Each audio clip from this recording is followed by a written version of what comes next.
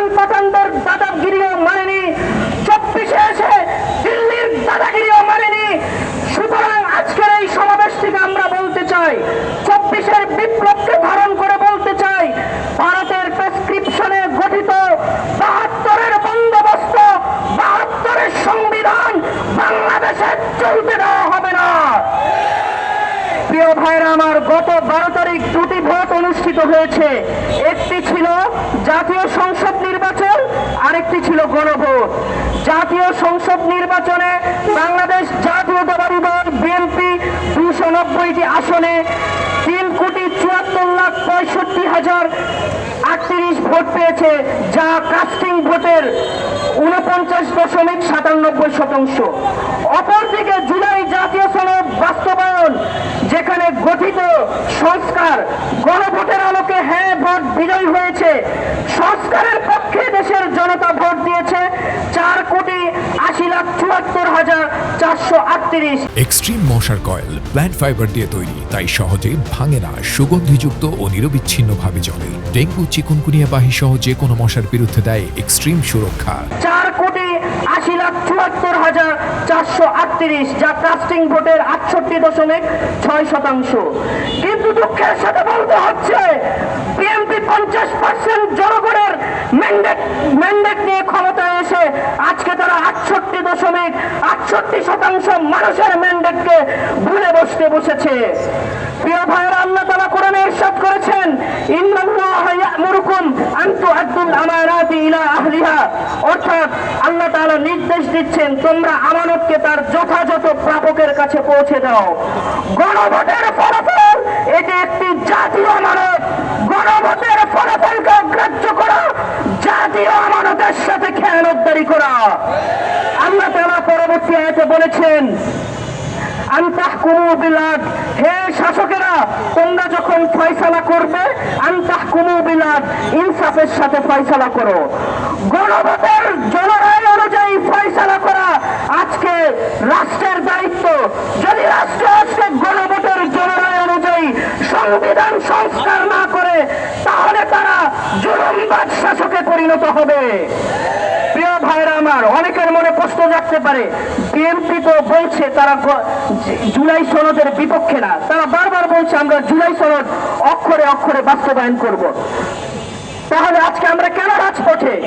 আমরা বলতে চাই, বিএনপির কথার কাজের মধ্যে আমরা কোনো মিল খুঁজে পাচ্ছি না।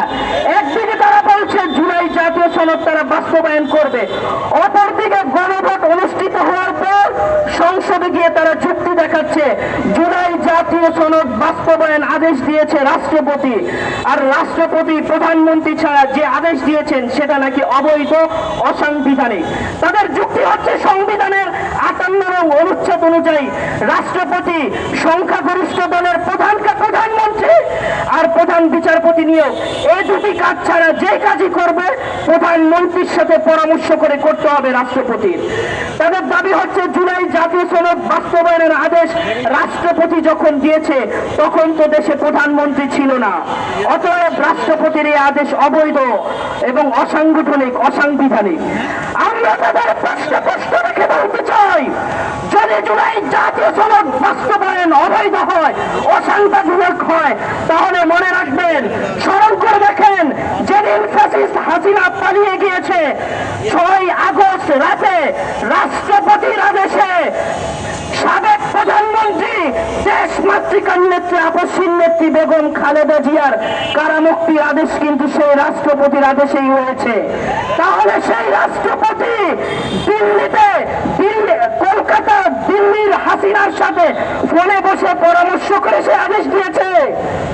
প্রিয় ভাইয়েরা আমার, আমরা বলতে চাই 1971 সালে বাংলার জামাল সন্তানেরা যেভাবে পাকিস্তান রাষ্ট্র আর পাকিস্তানের সংবিধানের বিরুদ্ধে গিয়ে তারা বাংলাদেশের মুক্তিযুদ্ধ, বাংলাদেশের স্বাধীনতা ছিনিয়ে এনেছিল, যদি 1971 সালে আমরা স্বাধীন না হতাম, আল্লাহ না করুন যদি আমরা পরাজিত হয়ে যেতাম, তাহলে শহীদ প্রেসিডেন্ট জিয়াউর রহমান থেকে নিয়ে সকল মুক্তিযোদ্ধাদেরকে ফাঁসির কাষ্ঠে পর্যন্ত ঝুলানো হতো।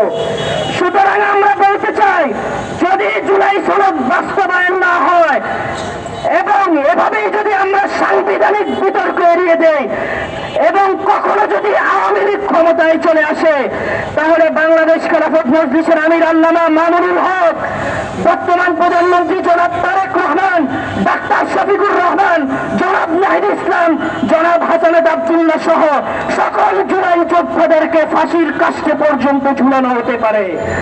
কাজেই সর্বশেষ আমরা বলতে চাই, হে বাংলাদেশ পন্থী জনগণ, আসো হাতে হাত মিলাই, কাঁধে কাঁধ রাখি, বৃত্ত শপথের শানিত উচ্চারণে জুলাই সনদ বাস্তবায়নের আদেশে শহীদ ভাইয়ের লাল রক্ত ছুঁয়ে জুলাই সনদ বাস্তবায়নের আদেশে প্রকম্পিত করে তুলি জালিম শাহীর মসনদ।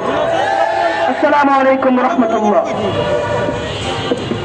নারায়ণ তাকবীর।